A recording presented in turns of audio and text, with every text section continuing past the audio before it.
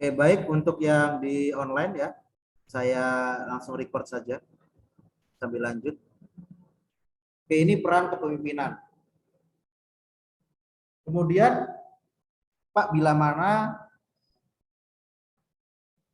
pemimpin harus mengambil keputusan? Yang paling jelas yang pertama adalah ketika ada masalah. Yang kedua, ketika memang ingin organisasi itu berkembang.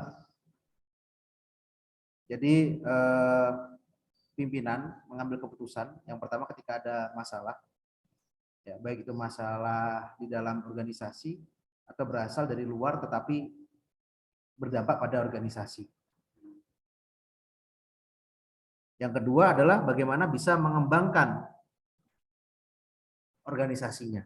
Jadi biasanya kalau pimpinan yang kritis melihat organisasinya dari dulu kok begini aja, dia pasti akan merapatkan, mengumpulkan semua bawahannya untuk bisa dicarikan alternatif bagaimana mengembangkan organisasinya.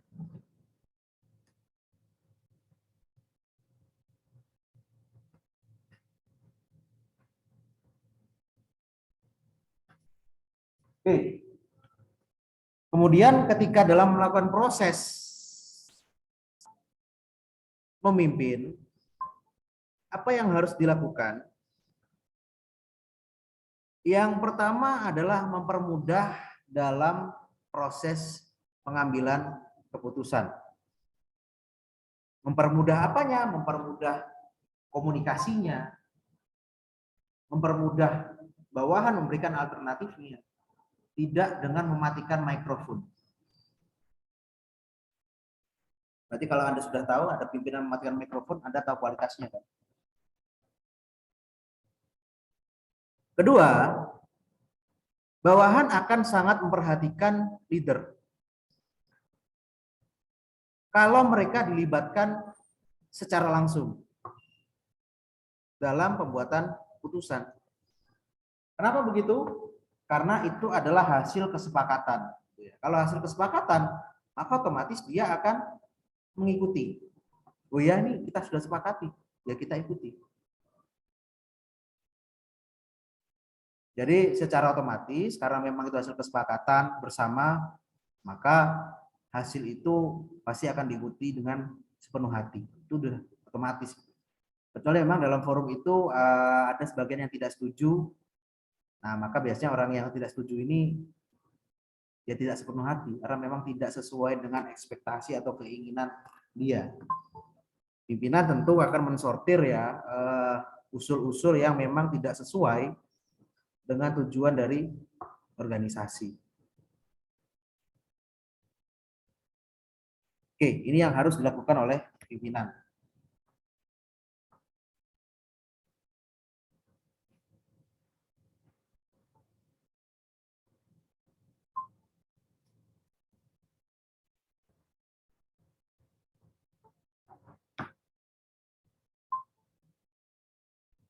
Oke, kemudian bagaimana Pak teknik dasar pemimpin ketika mengambil keputusan? Ada beberapa hal yang harus diperhatikan. Yang pertama adalah pengalaman. Intuisi dan pengalaman ini sejajar memang, hanya sifatnya berbeda. Kalau intuisi ini bukan terkadang ya, biasanya subjektif. Jadi hanya perasaan. Nah, kalau berdasarkan perasaan karena subjektif akan sangat mudah dipengaruhi. Berbeda dengan pengalaman. Nah, pengalaman dia sudah pernah melaluinya. Persamaannya apa antara intuisi dan pengalaman? Sama-sama dari alam bawah sadar. Hanya bedanya dari alam bawah sadar itu dia sudah pernah melaluinya kalau pengalaman. Kalau intuisi belum. Makanya kalau intuisi itu mudah dipengaruhi. Makanya kalau mengambil keputusan jangan berdasarkan intuisi. Jangan berdasarkan perasaan. Kacau. Perasaan begini, nggak begitu. Ini gawat itu. Jangan. Tapi kalau berdasarkan pengalaman masih bisa. Sifatnya masih objektif. Kalau saya kesini, saya sudah pernah akan begini. Kalau saya begini, saya sudah pernah, nah akan begitu. Itu yang pertama. Kemudian yang kedua adalah bagaimana Anda bisa memilah fakta. Kadang informasi yang masuk tidak sepenuhnya adalah fakta. Kadang-kadang gosip juga ikut masuk. Tapi kalau memang itu diklarifikasi dan itu memang fakta, ya itu berarti fakta. Kecuali hanya ada satu orang, Pak, bagaimana bisa meng-cross check itu fakta atau tidak? Dari 3 orang, ketika ditanya mengetahui langsung, berarti itu fakta. Jadi kalau bukan fakta bagaimana? Sumbernya hanya berasal satu orang. Dan itu kemungkinan kedua tidak berasal dari dia sendiri. Terus bagaimana, Pak? Contoh misalkan, Pak, saya dapat informasi begini. Kamu dari siapa? Dari Pak itu, Pak. Nah, itu bukan fakta. Karena hanya katanya. Jadi kalau katanya itu bukan fakta. Tapi kalau dari mana itu? Saya lihat sendiri, Pak. Nah, ini ada kemungkinan ini fakta. Tinggal kita meng-cross check yang lainnya. Nah, kalau ada orang yang lain mengetahui langsung dan ini berkata sama, itu fakta.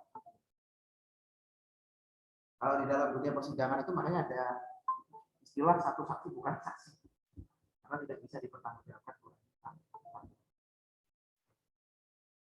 Itu fakta ya. Jadi